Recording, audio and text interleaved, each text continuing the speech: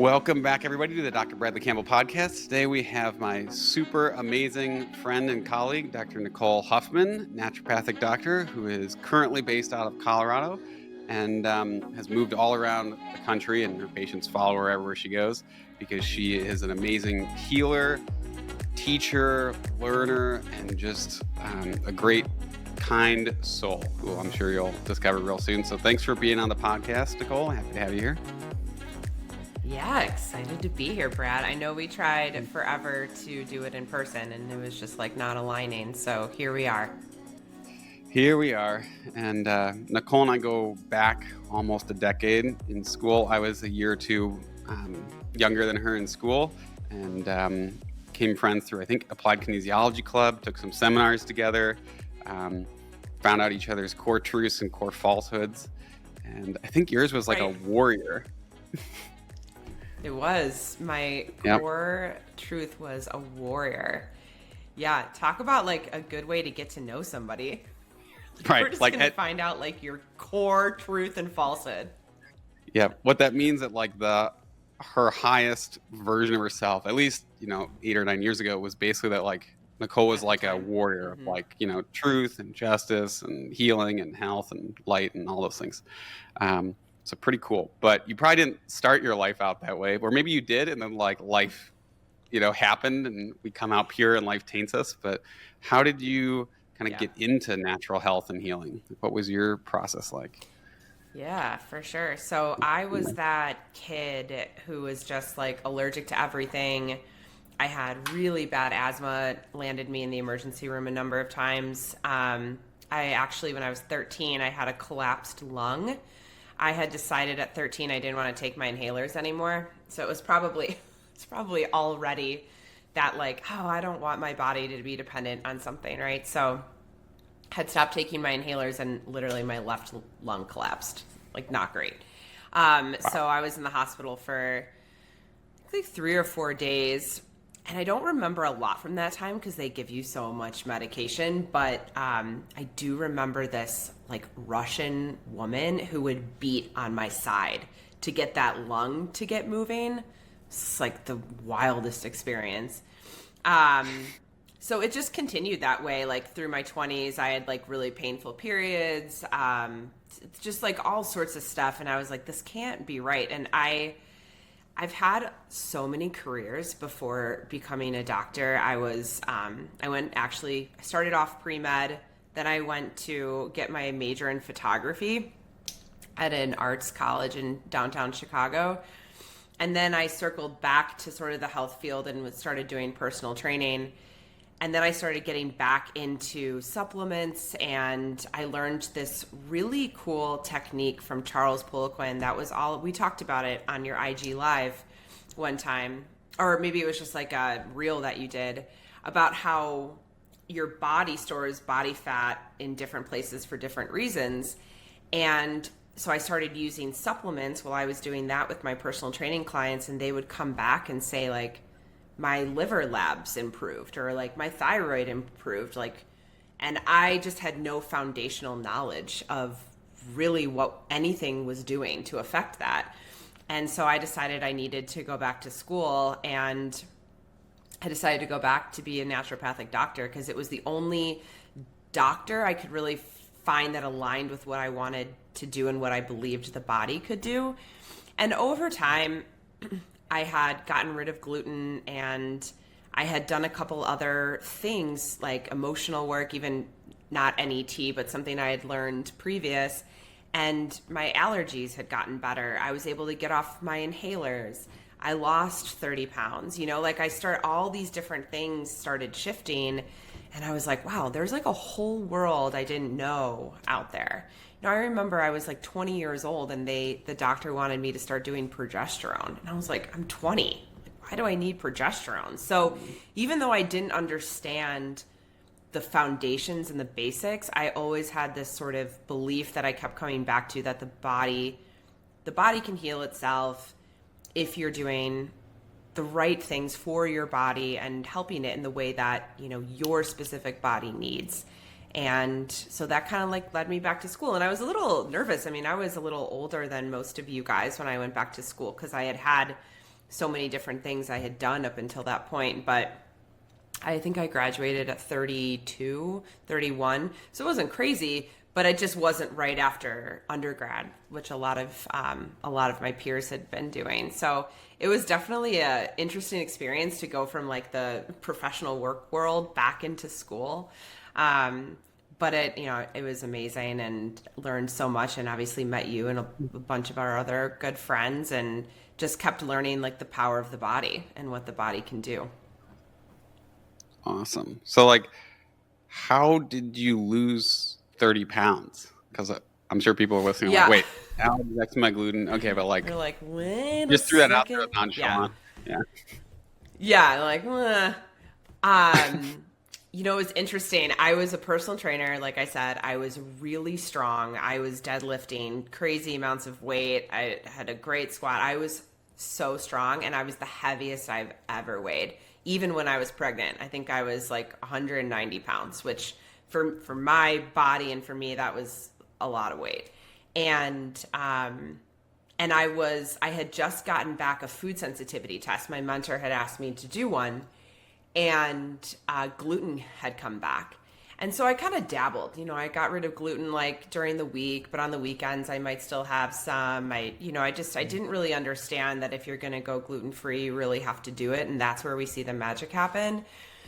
And so even though I was eating a ton of protein, I was lifting, and I was like very puffy and very overweight, nothing started changing until one, I fully omitted gluten. Two, I stopped doing so much cardio. I was doing all these triathlons and half marathons and all of these. It was too much. My body was in cortisol overdrive. I was just pushing it way too hard. So a lot of it was scaling back the inflammatory foods, actually scaling back some of the exercise, not so much cardio.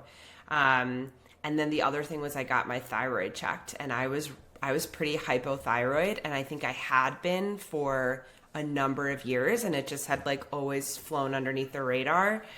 And so once I started addressing that, which initially was not medication, it was just glandulars.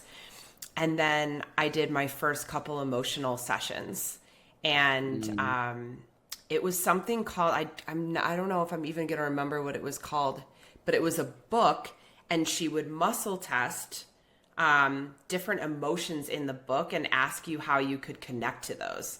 So it was I feel like a lot more conscious than necessarily subconscious work. And you would lay on a table, and she would kind of tap different parts, and it was really interesting. And it just kind of all started coming off. And I really do think it was a combination of all of those things. Got it.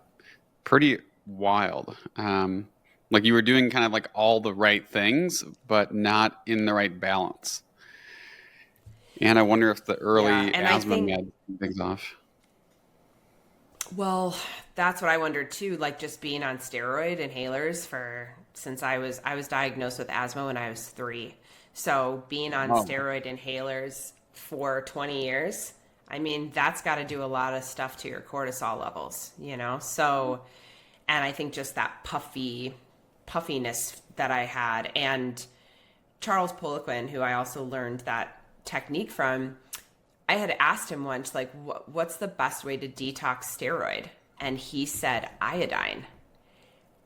And he would give you these answers without any explanations, which is like really frustrating, especially for people like you and I who like want to understand the why. We're like, what, why? And now looking back, I think he looked at me with how like puffy and probably hypothyroid. And I'm assuming he was thinking she needs iodine to detox her thyroid from all those steroids.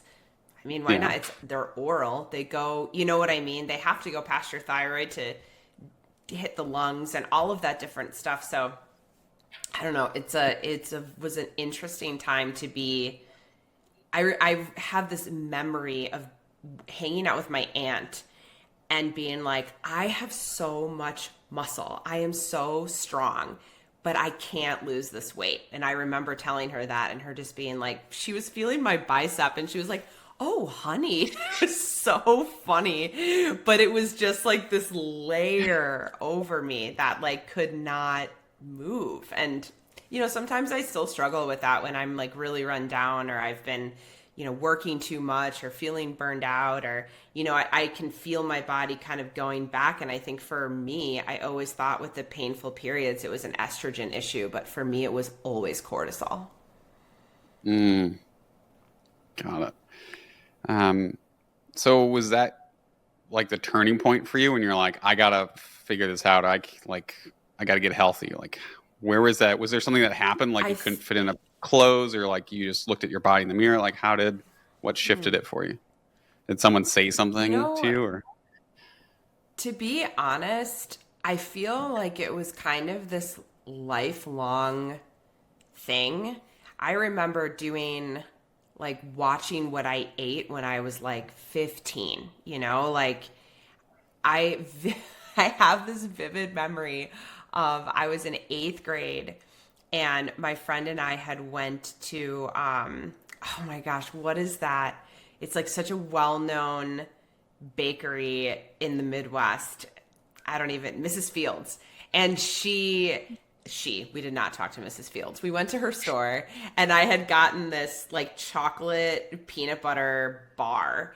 And I remember my friend's mom saying, Nicole, did you know that that thing has 55 grams of fat in it?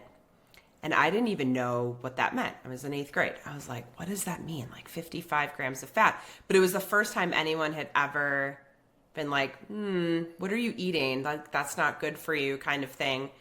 So after that, my friend and I started like thinking about our food a little bit more. And so then we were like, oh, oranges are healthy. And we would eat like 10 oranges in a sitting. It was like the first time that's like ingrained in my memory of like thinking about food differently and like, what does this mean? This is like unhealthy for me or etc.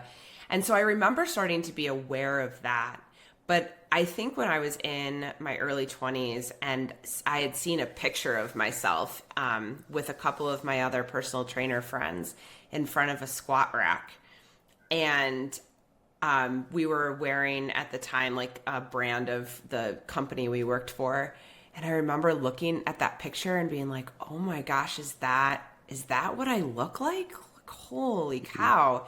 It really doesn't matter how strong I am or if I can do these triathlons. Like I didn't, sometimes like a picture is a big wake up call. And so that's when I was like, I had that food sensitivity test done for a while and I had written down on a piece of paper, gluten-free starting June 21st. And I don't remember the year. And I never intentionally ate gluten after that time. And I was 20, I want to say I was 24. And so, now it's been 15 years or whatever, 15, 16 years of never intentionally having it again. And that's when I really started seeing things shift. And then it was just down the rabbit hole of like, what else can I learn? Because Right. getting off inhalers, that was a really big deal after being on them for 20 years. So it was so much freedom to not be chained to those. Yeah. So were you kind of like, it's like that as a photographer too. It's like the camera adds 10 pounds thing, but Yes. it also makes reality like real. You get to like see reality outside. You get to see yourself outside of your body, which is like, whoa, that's what I'm like now. But was it more of Yeah. like, so it sounds like it is for a lot of people where it's not like you're motivated to go be a certain way. You're not like, I need to look like this. It was like, I need to avoid the asthma inhaler. I need to avoid the like looking this way or being this way. It was like running what you were running away from to start with in a way. I don't know if Yeah, that's a good way of putting it. I think it was more of, I don't want to take these inhalers anymore. I don't want to be allergic to so many things. I don't want to feel so heavy, right? It was more of like all the things I didn't really want as opposed to look at this person, they look like this. It was more like I want to yeah. feel, and I had different athletic goals at the time, right? Like different things I liked doing that I wanted to feel lighter doing.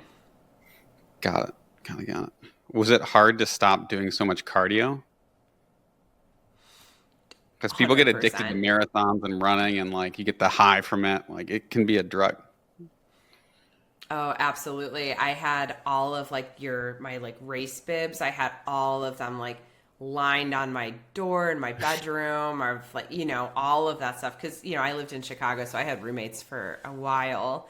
Um, well, probably till I was like 26. And so, yeah, I had like race bibs all over the place. And it was always like, when's the next one you're going to do? Cause you would get this like high when you finished, right? Like, oh, I did such a Yep. great job, especially with triathlons. I mean, that was a lot of training. And you just think about, I think about it now. You're, I don't know if my life necessarily was stressful at that time, but you're adding so much stress on the body by exercising for hours like that a day. I mean, it's just wild. And food is stress, and living in a city probably has stress with it, right? So just was not the way. So you slowly learned the way over time. Sounds like you had some good guides to help you too, which was nice. I felt really grateful that I had some really good mentors. I don't know that they all kind of had a similar like tough love theme. I don't know if you look at your mentors and if maybe they're like, you're so gentle. They probably were like these like loving, gentle creatures. Mine were No, they were. definitely like tough love. Yeah, I mine actually were pretty tough too. It was a lot Were of they? like, you can't do this, or like the doctor whose practice I took over for, who we'll see in a couple weeks. He was sort of like the patients, if they were feeding their kid something he didn't like, he'd be like, I wouldn't give that to my dog. Like that is toxic. He would just say like if they were eating sugar, he's like, that is poison. You are poisoning your child. Like you are. It is super toxic. Wow. And so I kind of like went the opposite. I was like, I got to be a little more calm with people, like give them a sense of like Yeah. choice and what they want to do. He was just like, here's how you eat. That's a bunch of crap. Everything you're doing is 100% wrong. Like you need to completely change everything, and that's what health is. And it's like, okay. But sometimes people need that harsh truth, I think, to like really I was understand gonna how say important it is. sometimes it does. Sometimes it really helps people, right? They like hear that and they're not unhearing that. And they're like, oh my gosh, I was going to give my child this, but literally this doctor yelled at me and said I was like poisoning my child, right? I mean, as we have learned, that it's like nicer when there's a middle ground to things. But I feel like for a long time, my dad was very tough love with me too. And I just feel like it worked. That worked for me for a while until it didn't, until I'm like, all right, we don't need that anymore. And maybe something shifted in me. But I do feel like my mentors were all they were intense, but I did learn a lot. For sure. I feel like it's kind of like growing up. Like on one, you have like a spectrum of 0 to 100. And when you're starting out as a child, you basically have zero awareness. And then like when you're fully grown, you have a ton of awareness after Hmm. college and jobs and like realizing who you really are. And when you're starting out in like your health journey, a lot of people start out needing a savior like a kid would. Like you can't walk, you can't feed yourself, you gotta like you don't know anything. So you gotta have someone who kind of like is more of a parent, who's very like firm and strict and just tells you what to do. And then like as you grow up, the docere doctor means to teach, and then like you get the teaching, and then like as you get older and you mature in your health journey, then you're kind of just need more of like coaching and guiding, and you're more independent and acting of your own volition, and it's kind of like your identity at that point is like a full healthy person. But it really like you kind of have to figure out where people are at, because some people have absolutely no idea the difference between like an apple and a plum and an orange and how they might impact them. And it's just like the difference. They don't even know. Sometimes like kids don't even know how to eat more than two vegetables, you know? So Yeah, I like the way you put that. It is true. And I think based on maybe how you were raised too, there's like different ways in which, like if someone were to be, I think when I was younger, I needed a little bit more of that, like, it just, like I said, like that tough love sort of worked for me, and then at some point I was like, this doesn't work for me anymore. Maybe I was like more whole in all these different things you were just talking about. So I totally agree with you. I think in different phases of your life, different stuff works. And how it is with your patients too. I mean, some patients you really have to hold their hand. And other patients, you can say like, do X, Y, and Z. And then I like don't see them and they're like, well, I did X, Y, and Z. I'm better. And I like don't need to see you. You're like, whoa, it's amazing. Or like you actually read the book I recommended. Holy cow. So there's like Yep. such a spectrum of like how people learn. Totally. I think it's a good question for people listening to ask themselves too. Is like, what type of practitioner do you need? Because sometimes there's three different thyroid functional med experts in your area, but one you have to see, you would want to see like 2 or 3 times a week. Another one is like a couple times a year. And when you're starting out, you don't really even know what your thyroid is or what it does. You might need more of that education and hand holding versus someone who doesn't. So it's like the more you can know your own wants and needs, the more you can get out of your practitioner. I think so too. And I think there's nothing wrong, like you were saying, with like having a team. Like maybe you see this person you check in quarterly. This is a person you see like twice a year to like, you know, they're going to run different labs or look at different aspects, right? I feel like having a team of people you trust is totally where it's at. This idea that like you have this one person, I don't necessarily always think is fair to that one person. Like they can't, most of the time they don't know all of the things, right? So, you know, Right. I work with one person who's like a little bit more woo woo. Like she talks about stuff I would like literally never think about. Like that, like that's Yep. helpful for me once in a while. So I think it's just across the board. It's good to have like a couple different eyes looking at you that you trust. Yeah. Takes a community for sure. Yeah, it does. Great. So love to get into some of the way circadian rhythms impact our hormones. 'Cause a lot of people know like the basics of like, oh, we need some iodine or selenium for the thyroid, maybe like enough iron or B vitamins, magnesium, balanced zinc and copper. Make sure you don't have heavy metals or Epstein-Barr, other infections or mold. But like, how would your circadian rhythm impact your hormones or your thyroid gland? Yeah, for sure. This is something that I feel like I've sort of known about for a while. Like I bought these, you know, Dave Asprey was all about the amber glasses like 5, 10 years ago, and I bought a pair and I was like, I don't really know what to do with these, and like stuck them in a closet.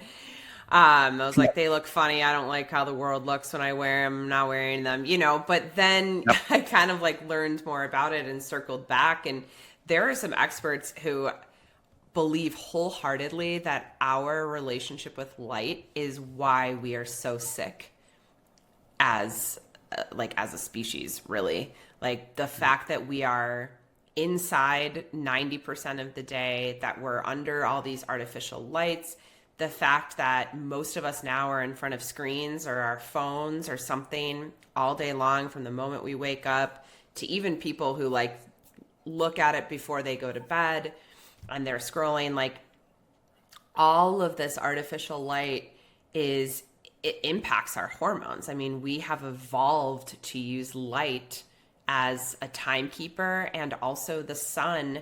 We've evolved, the sun tells our cells like what to do all day long. And we have all these different duties and jobs that the cells do. And based on where the sun is, it tells our body to do things at different times. And so if we, from the time we wake up to the time we go to sleep, if we're barely ever outside, and now our lights are so crappy, right? Like we used to have all those amazing incandescent bulbs, and now it's all this other types of light that affect us, in addition to the blue light by itself, which is not something we really ever encounter in nature, that we're in front of all day long. It's really messing with our serotonin, our cortisol, our sex hormones, so many things. And a lot of experts believe that it could be really what's causing so much depression in the world and all of these anxiety disorders, insomnia. Because basically, like your computer screen or your phone, it's like a mini sun, right? So, and the way that you look at your phone first thing in the morning, most people, before they actually go see like the actual sun outside, it's so much brighter than what you're getting outside. It's just such a different frequency that it shoots our cortisol so high up, which our cortisol should really have this like natural rise when we wake up. And that's what the sun gives to us, right? And so being out at sunrise is kind of like this amazing thing for our bodies. It really talks to our mitochondria and tells them, yeah, we don't really need to be producing a ton of cortisol. We don't need to be like super stressed out. We don't need to be in fight or flight. And we also start making all this pregnenolone, which turns into all of our sex hormones like progesterone and testosterone and estrogen. And when we have way too much cortisol, our body's like, we're in fight or flight. Something's wrong. We need to prioritize stress. And it doesn't prioritize making all of those amazing sex hormones that we need. So I know you do a lot of lab testing in your practice too. I mean, seeing low progesterone is very common. Seeing low testosterone is very common. And lately, just seeing overall low hormones is very common. And we might even still see like some estrogen dominance here or there, or, you know, but sometimes it's just because the progesterone is so low. And our body will always prioritize making cortisol to keep us safe and run from a predator than it will to make progesterone or testosterone. So I think for a lot of people, we just need to kind of like assess, like, how much of the time are we indoors? How much of the time are we in front of screens, or are we scrolling on our phones? I mean, I feel like changing even those couple times, like being outside at sunrise, being outside at sunset, protecting your eyes and your skin after sun goes down in front of those screens, or go to bed, right? I mean, a lot of that stuff I feel like has made a massive difference in people's hormones. And that's before you're even doing things like Chase Tree or, you know, Reishi, Right. or, you know, anything else that we think of in like the herbal world. One of my teachers said, like, getting your relationship right with the sun and with light, they call it light hygiene. Getting your light hygiene cleared up before you're doing all of these supplements, I mean, it makes so much sense to me. Like, naturopathic medicine is all about the basic determinants of health. What can you do for the basics before you start adding supplements and medications and everything else? Because sometimes, most of the time, if you're able to do those basics, everything else can get better before you're giving your body and your liver a ton of work to do by breaking down a million supplements. So smart. So when someone comes back with low progesterone and testosterone on a blood test, or low pregnenolone, which is like one of the master hormones from cholesterol, do you prescribe sunlight? Do you tell people, like, I'm not going to give you Chase Tree, just get outside, like, go the F outside? Like, what do you tell people? I mean, it depends, right? I feel like I will always talk about light hygiene. Like, I think you need to get outside. I think we need to wear some sort of amber or blue blocking glasses when the sun goes down. If you're someone that's in front of the screen all day long, I use something called, I always forget, let me look at the iris technology, and it turns your screen like a little yellow, so it's not blue light that you're looking at all day long. And or you could wear like the blue light blocking glasses, right? But if you have iris technology on your computer, because remember, our skin has all these receptors. So even if you're just covering your eyes, which is important, but your skin is all exposed, you're still not getting the whole picture, right? So iris software is really helpful. But yeah, I mean, a lot of it is like, okay, let's try and get out at sunrise. And when it's summer, a lot of people look at me like, oh, you want me to be outside at 5:30? And I'm like, I do, you know, like, but do what you can, right? It's all, I'm not as tough love as I used to be. Like, I feel like, you know, start somewhere. If you're waking up at 8 a.m. every day, at least go outside first thing before you look at your cell phone. You can turn your cell phone red. I tell a lot of people to do that.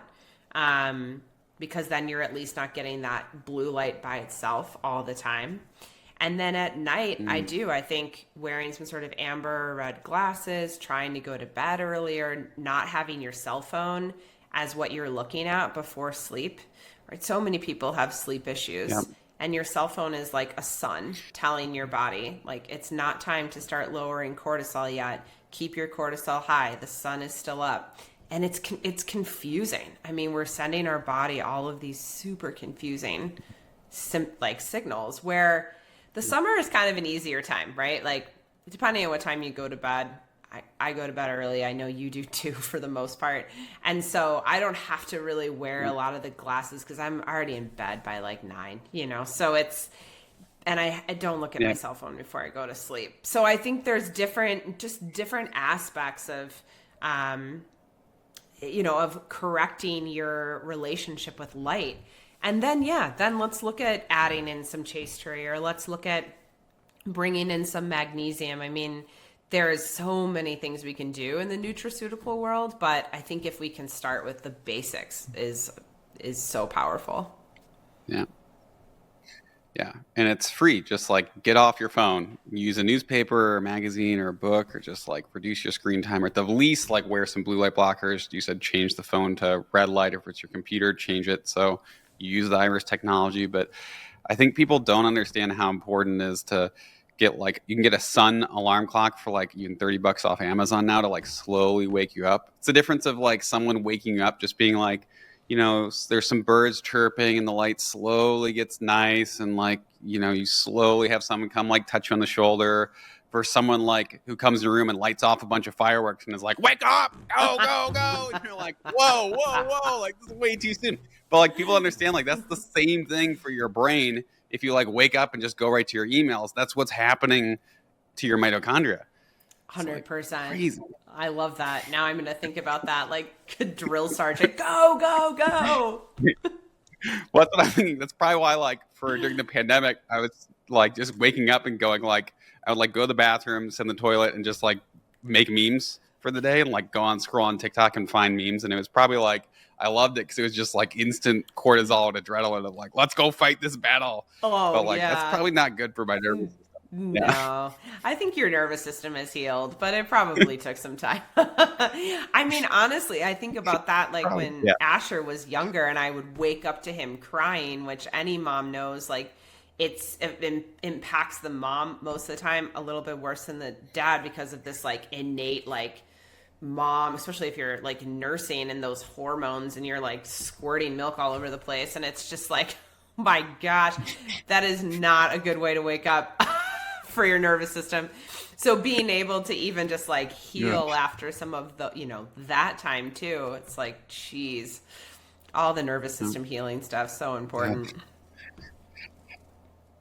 So what about if it's cloudy? Because I just found this website that, let me look it up. It's called sunsetcheck.com, and it'll tell you like how good or bad the sunrises are. So it'll tell you like plain or nice or dud or wild card or like, yeah, it'll tell you dud, or it'll be like amazing. Like it'll give you like beforehand how good it thinks. But like, does it matter if it's cloudy or not? Should you like stay inside if it's rainy and cloudy? No, you still go outside. You'll still get the same signals, whether it's cloudy, whether you've got you live in the city and you've got a building in front of the sun and you can't actually see the sun. Like it doesn't matter. Being outside in any single like cloudy, rainy, it's all important. You'll still get the same signals. What do you do if it's cold and you're cold and you have no thyroid function? Yeah, you got to get your thyroid function assessed ASAP. So what we would do in the winter, because I actually started this in the winter, and my son wakes up really earlier. He did in the winter, so we'd be up at like 5, sometimes 4:45.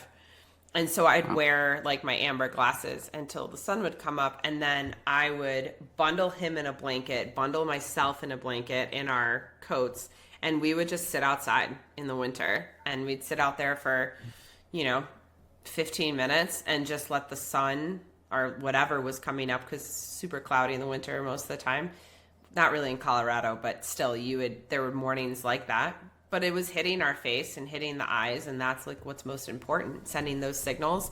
So in the summer, it's hitting my arms, it's hitting like, my neck, all of that stuff, but at least in the winter we were still getting that signal. That's awesome. So basically just wear more clothes, bundle up. Wear more clothes. I mean, I feel, as a ranch owner, we are outside in every weather. It doesn't matter. In fact, when we had some of those like negative, below zero kind of days in the winter, you're kind of outside more, honestly, because you're like making sure that the animals are okay. You're, dogs still have to go outside. The horses still need to eat. There's still stuff that has to be done. So I'm like, you need to get out in any weather. And I do feel like having a ranch just like forces us to do that. Yeah, like there's plenty of nights I'm like, I don't want to go out there, but you have to. And I do feel like it at least helps improve that relationship with nature and with the sun. Yeah. So what do you do if you're like a nurse who works night shift or a cop or fireman? Like what do you do in that instance? Yeah, honestly, if people are really sick and they're really struggling to get healthy, I have no problem telling them that this shift is killing them. I don't. I mean, I feel like if you're somebody who's got like a pretty good level of health, then there's some stuff we can do, right? You can get like one of those sunlights and kind of like artificially help it. You can still be outside when you can. I have them take melatonin at like different times. So it's kind of like just reinforcing so their body can sleep during the day. But if people are like able to do that and they feel pretty healthy, I usually do a lot of adaptogens too, right? Because it's going to adapt to wherever their body's at. Then I think they can handle it. And I have this one patient who's a cop that works night shifts, and I've worked with him for like 5 years, and he's gotten only healthier and healthier even with this shift. Cool. He's got it. But I had a female patient who was trying to get pregnant. She worked nights and it was not working. She had had a couple miscarriages. And I flat out said, like, I think the shift is going to be really hard on you, even when we get a pregnancy that holds. And I really recommend you find a different job. And I know that's hard. I'm not saying that's easy, but if you're coming to me for health, like I don't make the rules. I'm just telling you what I think is best for your body. It's literally my job. You're paying me to be honest with you. Like, this is what I'm seeing. Yep. Got it. I mean, Got it. sometimes people need the harsh truth.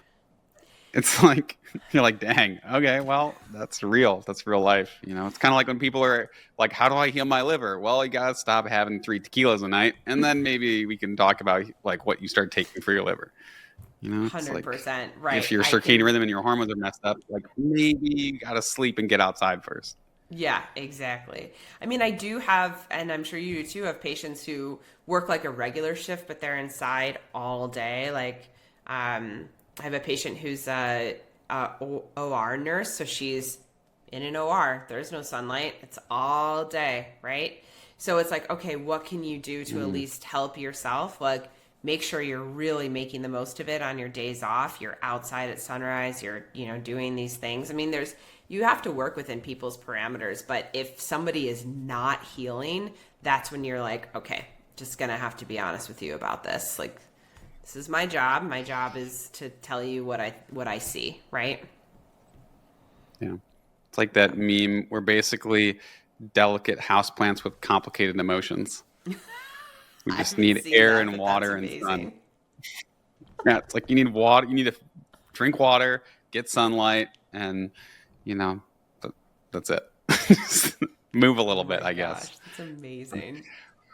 Or like we were talking earlier, remind me of the quote where it's like, if you're depressed, you don't know what to do, just keep walking and don't stop until you're not depressed. It's like the Forrest Gump. He's like, what do you? I don't know. I mean, felt like running. Like, it's like, just walk. Like, you can't really, it's like can't be anxious and feeling gratitude at the same time. It's like, you can't be depressed and walking at the same time. Like, you just keep walking and you'll figure your life out for sure. But wild. Like Forrest Gump, kind of. He figured it out. Right. So, as a ranch owner, your morning routine is probably different because you're taking care of animals and things. But so I guess I'm curious, like, what do you do now versus what did you used to do for a morning routine? Yeah. So I would say, like, I'm trying to think of when we didn't have animals, because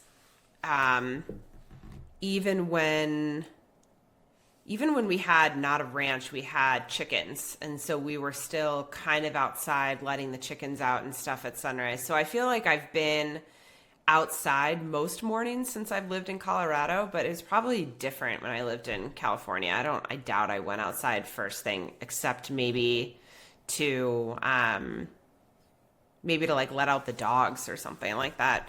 But yeah, I would say like now my morning routine is like I wake up, I go right outside, bring the dogs outside, sit outside for a while as the sun is coming up.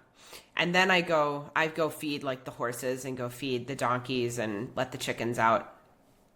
But I try to sit outside for at least like 20, 30 minutes. And sometimes that's not possible, right? Like sometimes Asher wakes up early and he doesn't want to be outside for that long. Or, he needs his diaper, like there's things that happen, but we really try to be outside for at least like 20, 30 minutes in the morning. And then we eat breakfast and then we go out on a walk. So we're getting like the sunrise and then we're getting like the UVA light that comes up after the sunrise, which is important. We take the dogs for a walk and Asher's in the stroller kind of thing. So that's my morning routine now. I would say the full thing is like the first like hour to hour and a half I'm awake. But I would say what it used to be, I mean, I think what most people's is they wake up and they're sort of on their phone checking to see like email or, social or something like that. And I really try not to do that. I try not to do that for at least like the first like 30, 45 minutes I'm awake. I got to change that habit. That sounds way better. With your patients, is there one thing that really grinds your gears, or like one thing people say what just like gets you going? Like in terms of like a makes me really mad kind of thing? Yeah, like when they come in, they're like, "Oh, I shouldn't eat this much fat," or like they're coming, they're like, "Oh, I eat like I'm doing everything I can, but like I just can't stop that Bailey's before bed," or like, is there something that they say that really irks you, or like these herbs aren't going to work? I should just take the medication, or like, I feel like it's when they call what you probably do hocus pocus. Is there something? yeah, not many people have said that to me, thank goodness. There was one person I could tell he was not ready to heal, and he was a lawyer, and he said that what I did was trash. And I was like, whoa, that was the first one and only that anyone's ever said to me. And I was like, I think we're done here. And you don't get a refund. Holy cow. I probably, when people are just like so stuck on their diagnosis that they don't see a way out, so they're just like, well, this is what I have, this is me, I have this, like they make it so a part of them instead of like my body is struggling with X, Y, and Z right now. It's like, well, this is what I have, so this isn't gonna work. Or I just am addicted to sugar, so I'm just going to eat this food. I mean, people, I feel like, don't have a lot of accountability for themselves. That, or that, like I said, they've just become one with their diagnosis and they've researched it to the ends, right? So they know the ins and outs of it. They're like in a support group for it. They've just like become that. And that, I think, can be really hard to just like detach themselves from that. Does that make sense? Yeah, it's like it's become part of their identity in a way. Yeah, exactly. And it's like, I don't know that we need to be so like I'll even do emotional work around it, like just I'm okay knowing the difference between me and what my body is struggling with right now, or just like a little bit more detachment from that. Or just people who have like, oh, I've seen 100 doctors, and then I'm like, well, then what what am I going to do that's any different for you? And then that's like a very clear sign that we need to do like more emotional work. Like that's probably like the first thing we need to start working on. And it's not their fault, it's just whatever has happened or whatever doctors have told them about their diagnosis or made that be a part of them. But I do think that's where like some of the emotional work comes in to help their load just feel a little bit lighter. Yeah. Well, I think people are kind of trained to look for the correct solution, almost like they're looking for the correct prescription medication or surgery. And if they just got the right prescription, then their condition would be managed or it would go away. But health is more like building muscle. I think it's like if you go to the gym 100 times, you build up some muscle, great. And if you stop going, then your muscle goes away. And no one would be like, oh, shoot, like I thought I had the right like exercise. I had the right like routine and that fixed it. I have big muscles forever. It's like, well, it doesn't, your fitness doesn't work that way. Your health doesn't work that way. So it's like when people say they've tried everything and nothing worked, I'm like, well, maybe just didn't get all the way there, or Yep. they missed, like they're doing just, maybe they weren't doing the right exercise, or they were over or under training, or like the way they were doing it wasn't right. But it's not like those things never worked. It's just like you didn't end up at the goal the finish line that you wanted yet. Yep. I don't know. Exactly. How do you teach people about that?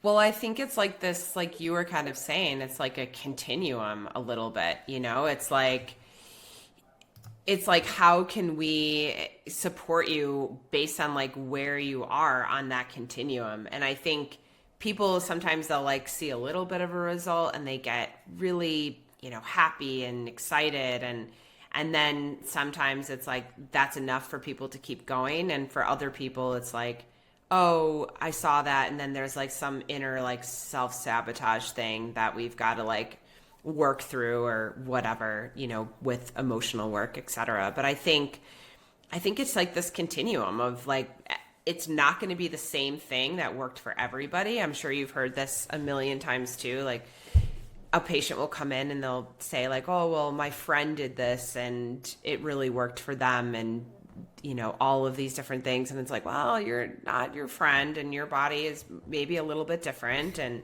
what we're going to do is maybe different than what like they're talking about on TV or social media or whatever. Like I think for some people it's like opening their mind to other ways of health. Just like when I feel like the 1990s and even early 2000s, this like low fat movement, it just, there are like some women, it's like no matter how much I tell them and teach them, like fat is so important for your hormones, for your brain, for everything. We need to eat fat, but that low fat movement brought them so far away from understanding that. And so it's like reteaching them, like trying to get them out of this like dogmatic way of thinking about health that they learned about so long ago. And sometimes that can be a really big struggle too. Yeah, makes sense. For me, I think one of the things is like when they come in and they sort of say like, oh, I'm going to go to the regular doctor or something, or like they make some insinuation that like what we're doing is not as beneficial or not as real or evidence or science based. I'm like, no, this is actually like the most evidence based, research based medicine in existence. It's like this is real medicine that's been around for millions of years versus just like 100 years of just like we don't even know how Tylenol works, but people have no problem taking it. Yeah, it's so true. I mean, this was the original medicine. And I think like you said, doctor is docere, which means to teach. I always want to be like, how often is your doctor teaching you stuff, or are they just simply giving you a medication or telling you you need to stop eating saturated fat, but are they teaching you about why or anything to do with that? Like I just feel like that's a big piece of it too, like re-educating them that your doctor is supposed to teach and work with you. Like I just feel like that's such an important part, because a lot of people put their doctors up on this pedestal, and that's your doctor works for you. If it's not working for you, you can fire them. I mean, it's just like anybody who works for anybody. If you don't like what they're saying, and I always feel like having a medical doctor in your back pocket is fine. Like, if you need an antibiotic, if something's not being kicked out effectively the right way, if we need to do some bioidentical progesterone, etc. But the original medicine is working with your body using the very basics and food and water and sunlight. And you're so right. Like that's the original medicine. Yeah. So, what do you think has been, or like, what would you do if you didn't see patients and you didn't have to make money, like if you hit the lottery and won $100 million and you couldn't see patients anymore, what would you do with your days? Yeah, I would probably spend a lot of time with my kid.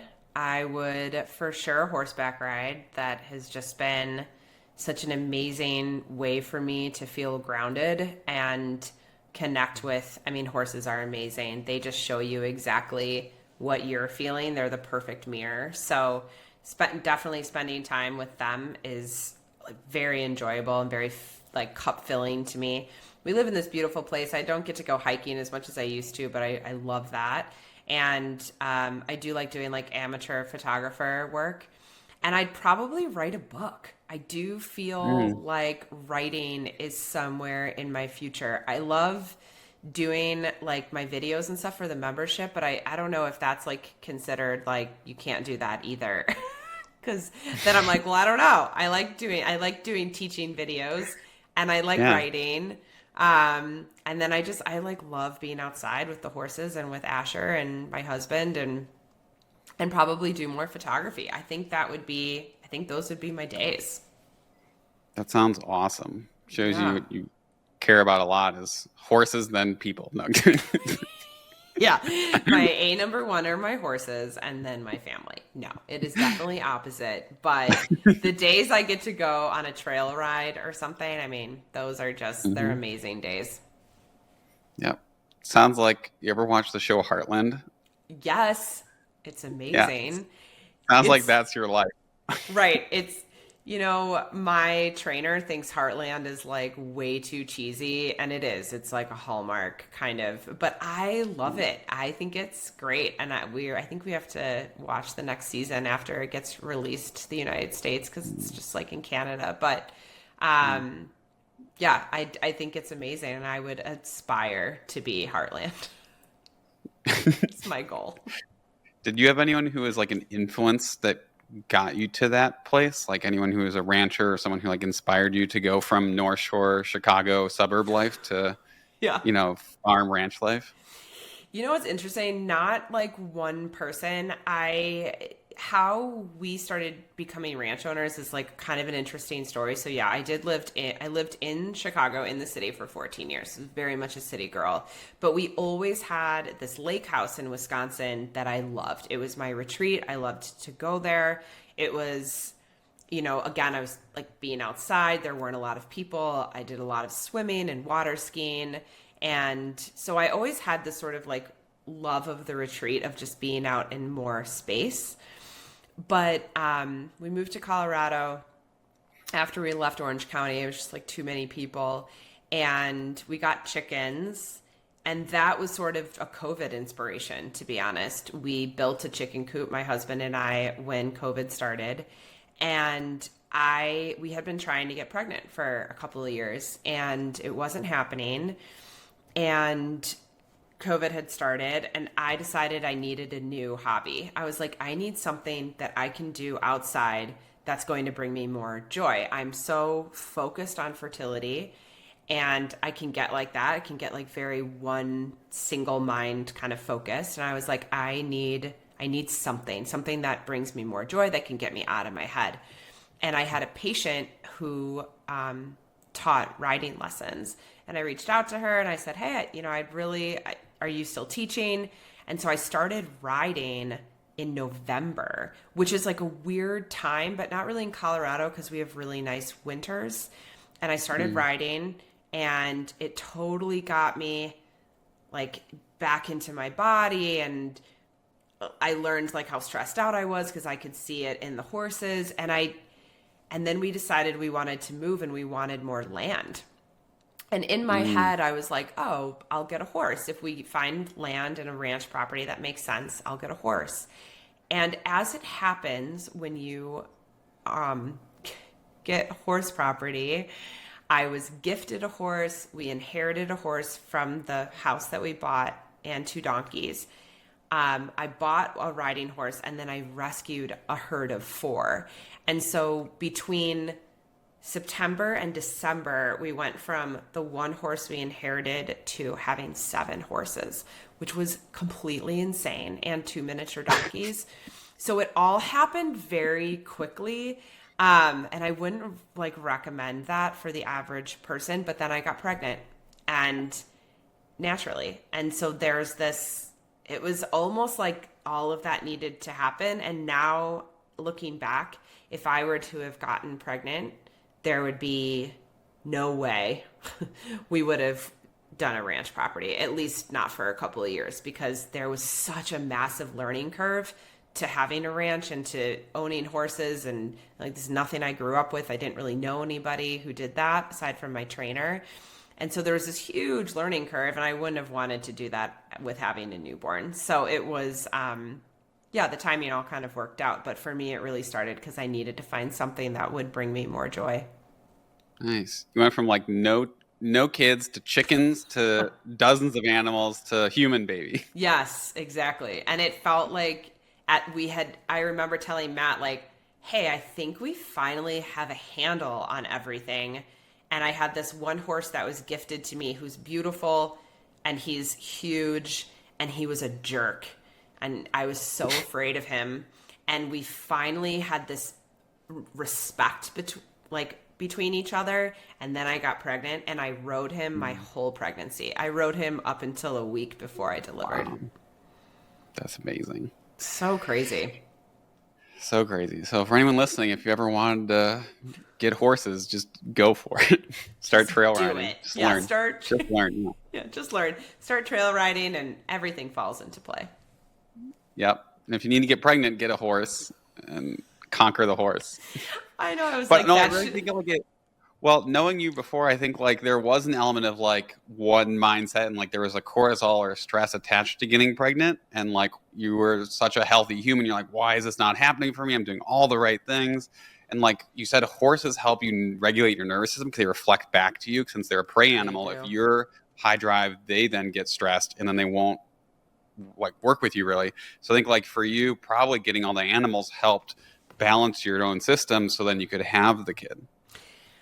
That's what I think. I think there was a lot of learning that happened, right? I mean, during that time, I ended up producing 2 different hormone courses, a fertility course. I mean, I had dove into it so deep that what I thought I already knew about hormones, like it just exploded. And I felt like I started learning all the ins and outs and all these other things. And so not only did it help my own knowledge, and I probably had 30 patients get pregnant within that time. And then I'm still like, okay, like why is it my body doing this? Right. And so I don't know, it was such a transformative time and a lot of surrender and a lot of like just letting go and, you know, thinking that, okay, I'm doing all of these things, you know, it's going to happen when it's meant to happen, and it absolutely did. But I do feel like part of my fertility course should be just buy a horse and, yeah, totally. Or start riding. That's just like, you know, step 3. Love it.